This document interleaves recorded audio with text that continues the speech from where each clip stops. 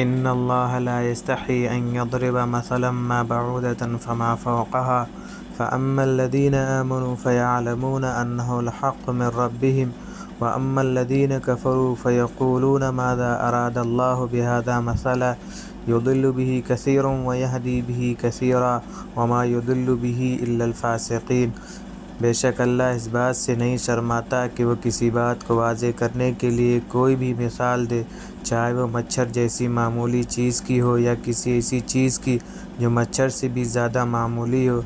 अब जो लोग मोमिन हैं वो खूब जानते हैं कि ये मिसाल एक हक़ बात है जो उनके परवरदिगार की तरफ से आई है। अलबत्ता जो लोग काफिर हैं वो यही कहते हैं कि भला इस हकीर मिसाल से अल्लाह का क्या मतलब है। इस तरह अल्लाह इस मिसाल से बहुत से लोगों को गुमराही में मुब्तला करता है और बहुत से को हिदायत देता है, मगर वो गुमराह उन्हीं को करता है जो नाफरमान है।